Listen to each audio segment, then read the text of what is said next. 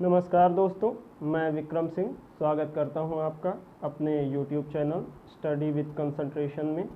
दोस्तों, मैं आपके लिए एक बहुत ही महत्वपूर्ण विषय लेके आया हूं, जो कि अंतर्राष्ट्रीय संबंधों के मामले में बहुत ही ज़्यादा महत्वपूर्ण है। आने वाली प्रतियोगी परीक्षाओं में इससे प्रश्न पूछे जा सकते हैं और आपके नॉलेज के लिए भी ये बहुत ज़्यादा महत्वपूर्ण है। तो आइए जानते हैं कि क्या है ये मुद्दा। दोस्तों, ये मुद्दा है फ्रांस, अमेरिका व ऑस्ट्रेलिया का।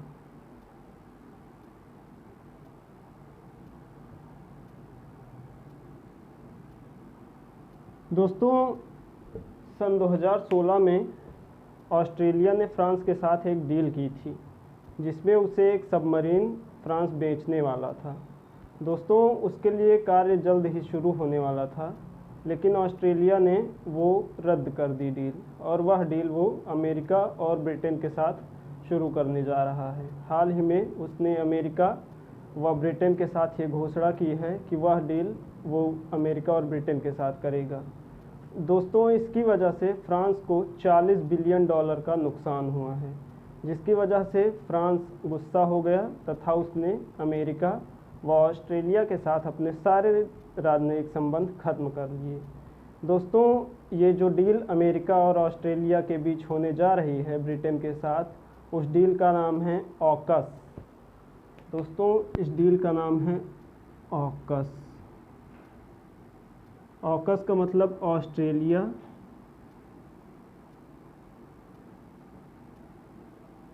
यूके से यूनाइटेड किंगडम,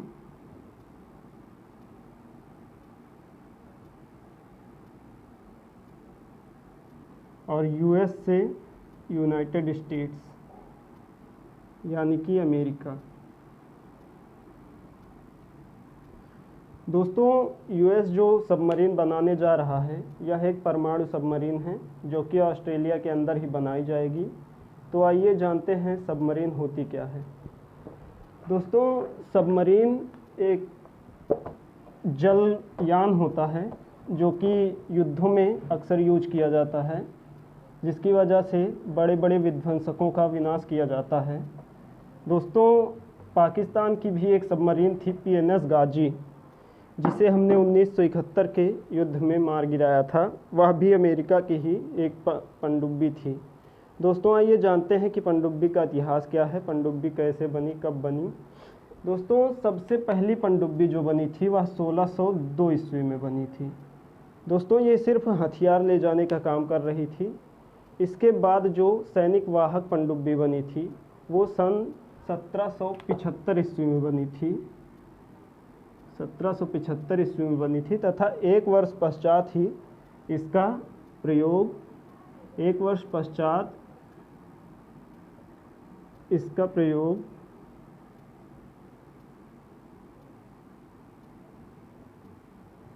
इसका प्रयोग अमेरिकी गृह युद्धों में या अमेरिकी क्रांति के लिए किया गया था। गृह युद्ध में किया गया। दोस्तों, सबमरीन दो प्रकार की होती है। पहली डीजल से चलने वाली तथा दूसरी होती है परमाणु या नाभिकीय ऊर्जा से चलने वाली सबमरीन। दोस्तों, जो सबमरीन परमाणु ऊर्जा से चलती है उसे सतह पर नहीं आना पड़ता है चार्ज होने के लिए या चलने के लिए, जबकि जो सबमरीन डीजल से चलती हैं उन्हें सतह पर आना पड़ता है। दोस्तों, ये जो सबमरीन होती हैं इनमें बड़ी बड़ी बैटरियां लगी होती हैं, जिससे डीजल से चलाकर इन्हें पहले चार्ज किया जाता है व इन्हें 2 से 3 दिनों तक चलाया जाता है। लेकिन दोस्तों, जो परमाणु सबमरीन होती हैं उन्हें पानी के भीतर ही चलाया जाता है, चार्ज कर लिया जाता है उनकी बैटरियों को।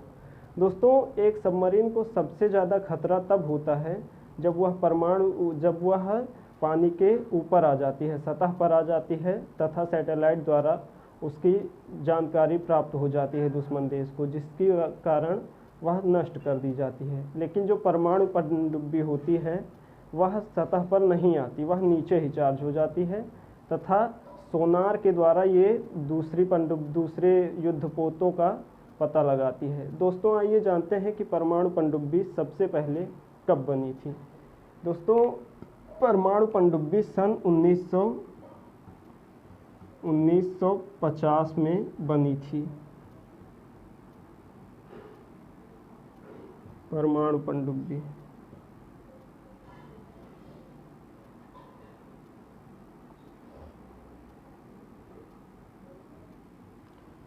दोस्तों आइए जानते हैं कि ये जो ऑकस है AUKUS, इसके प्रभाव क्या होने वाले हैं। दोस्तों इसके होने से जो फ्रांस की डील रद्द हुई है उसके कारण फ्रांस को $40 बिलियन का नुकसान हुआ है, जिसके कारण फ्रांस ने अपने सारे राजनयिक संबंध US और ऑस्ट्रेलिया से ख़त्म कर दिए हैं। दोस्तों इस डील में UK भी है, लेकिन फ्रांस ने उसके खिलाफ कोई एक्शन नहीं लिया, किंतु ऑस्ट्रेलिया और अमेरिका से उसने अपने राजनयिक संबंध काफ़ी हद तक कम कर दिए हैं। दोस्तों आइए जानते हैं कि उसके ये करने से US को कितना नुकसान पहुंचता है। दोस्तों हम जानते हैं कि जो फ्रांस है, आइए जानते हैं फ्रांस की ताकत क्या है। दोस्तों फ्रांस UNSC का स्थायी सदस्य है।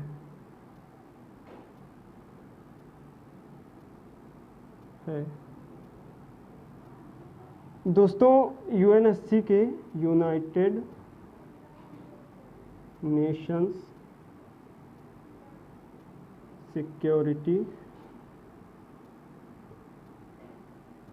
काउंसिल, जो कि यूनाइटेड नेशंस की सबसे बड़ी संस्था है, उसके 5 परमानेंट मेंबर्स में से फ्रांस भी एक है। उसके 5 परमानेंट मेंबर हैं USA है, फ्रांस है, UK है, UK क्या ब्रिटेन है दोस्तों, ब्रिटेन है, रशिया है और चाइना है। दोस्तों सन 1971 से पहले जो चीन के पास ये इसकी स्थायी सदस्यता है, यह सदस्यता पहले वियतनाम के पास थी, लेकिन अमेरिका के इंटरफेरेंस से ये सदस्यता चाइना को मिल गई। दोस्तों आइए जानते हैं कि ये भारत भी इसकी सदस्यता के लिए लगातार संघर्ष कर रहा है, तथा फ्रांस और रूस भारत के सदैव पक्ष में रहते हैं कि भारत को भी इसकी स्थायी सदस्यता मिलनी चाहिए, लेकिन USA और चाइना जैसे देश हमेशा इसकी खिलाफत करते हैं। हाल ही में जो बिडेन, जो कि US के प्रेसिडेंट हैं, उन्होंने भी इसकी खिलाफत की थी। उन्होंने कहा था कि हम नहीं चाहते कि भारत को यूनाइटेड नेशंस की स्थायी सदस्यता मिले। दोस्तों जो फ्रांस है यह ना कि सिर्फ यूनाइटेड नेशंस का परमानेंट मेंबर है, बल्कि यह यूरोपियन यूनियन का भी सदस्य है। दोस्तों यूरोपियन यूनियन में 27 देश हैं। दोस्तों यूरोपियन यूनियन का सबसे ज़्यादा ताकतवर देशों में इसका नाम आता है। यूरोपियन यूनियन के EU के सबसे ताकतवर वह देश फ्रांस और जर्मनी है।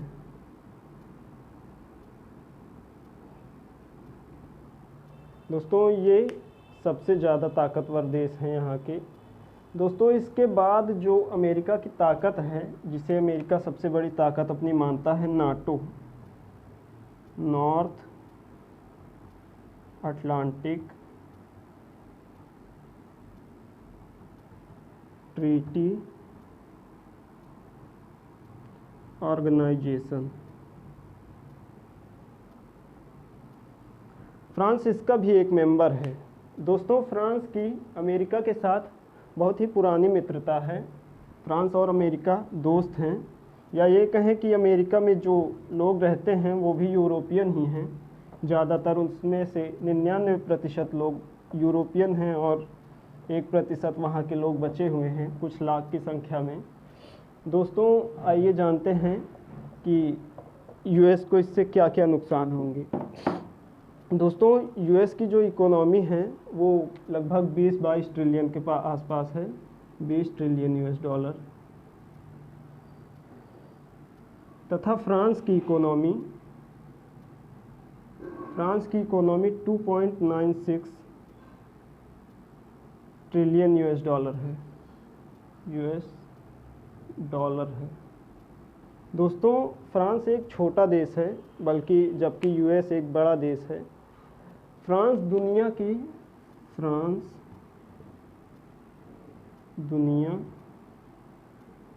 की सबसे बड़ी अर्थव्यवस्थाओं में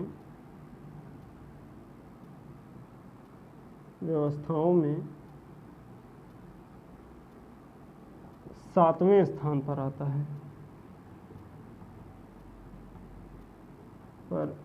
है। इसकी जीडीपी जो है वो 2.96 ट्रिलियन यूएस डॉलर है।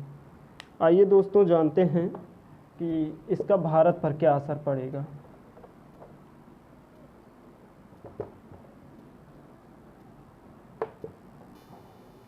दोस्तों इससे भारत का तो फ़ायदा होगा, बहुत ही ज़्यादा फ़ायदा हो जाएगा, क्योंकि भारत अपने नए एयरक्राफ्ट को न बनाकर भारत 6 परमाणु पनडुब्बियां बनाने की बात कर रहा है। वह 6 परमाणु पनडुब्बियां बनाना चाहता है। आइए जानते हैं दोस्तों कि वह कौन कौन से देश हैं जिनके पास परमाणु पनडुब्बियां हैं। दोस्तों सबसे पहले USA, UK, France, Britain, China और इंडिया। दोस्तों दुनिया में सिर्फ 6 देश हैं जिनके पास परमाणु पनडुब्बियां हैं। दोस्तों ऑस्ट्रेलिया भी इसी होड़ में है कि उसे भी परमाणु पनडुब्बी मिल जाए। दोस्तों भारत के पास आईएनएस अरिहंत है, जो कि भारत ने रूस की मदद से बनाई है। यह एक परमाणु पनडुब्बी है। और दोस्तों जो आईएनएस चक्र है, इसे भारत ने रूस से लीज पर लिया है।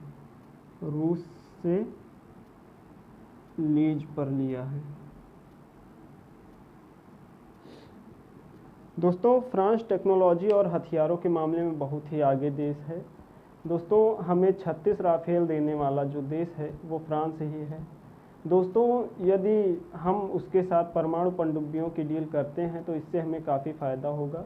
दोस्तों फ्रांस जो है वो हमारा सदैव से मित्र देश रहा है, तथा जो फ्रांस के राष्ट्रपति हैं इमैनुअल मैक्रोन, उन्होंने हाल ही में नरेंद्र मोदी जी से बात की है, तथा परमाणु पनडुब्बियों के लिए भी शायद उनकी बात हुई हो, और वो सारी दुनिया इस पर निगाह बनाए हुए है कि भारत को भी परमाणु पनडुब्बियां और ज़्यादा मिल सकती हैं।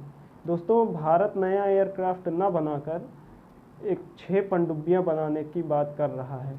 दोस्तों जो फ्रांस पहले से ही भारत को मदद कर रहा है एक पनडुब्बी बनाने में, जिसका दोस्तों फ्रांस भारत को कलावरी श्रेणी की पनडुब्बी बनाने में मदद कर रहा है, जो कि एक परमाणु पनडुब्बी है।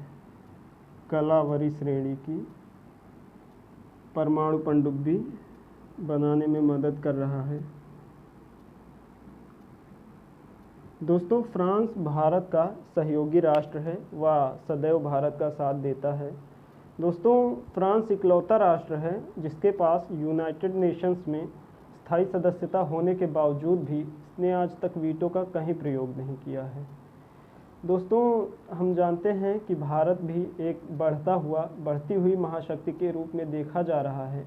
हमारे पड़ोस के देश पाकिस्तान और चीन, इनसे निपटने के लिए हमें परमाणु पनडुब्बियों की बहुत ही आवश्यकता है।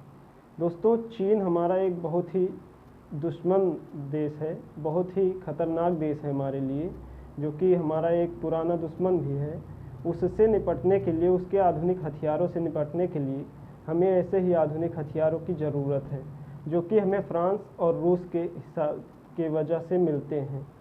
दोस्तों, हमारा जो क्वाड सम्मेलन हुआ था, क्वाड ने अभी तक हमें कोई भी हथियार प्रोवाइड नहीं कराए हैं, जबकि रूस और फ्रांस हमें लगातार हथियार देते रहते हैं। तो दोस्तों, यदि क्वाड ने हमें ऐसे ही हथियार न प्रोवाइड करवाए तो हमें फ्रांस और रूस के ऊपर ही निर्भरता बनाए रखनी पड़ेगी। दोस्तों, हमने जान लिया कि फ्रांस का क्या मुद्दा है, क्या कॉन्फ्लिक्ट है यूएसए, यूके, फ्रांस और ऑस्ट्रेलिया का। दोस्तों, ऐसे ही वैश्विक मुद्दों को जानने के लिए, अंतर्राष्ट्रीय विषयों के बारे में अध्ययन करने के लिए आप मेरे चैनल को सब्सक्राइब कर सकते हैं और आने वाली सभी वीडियोज़ को देख सकते हैं। धन्यवाद। जय हिंद।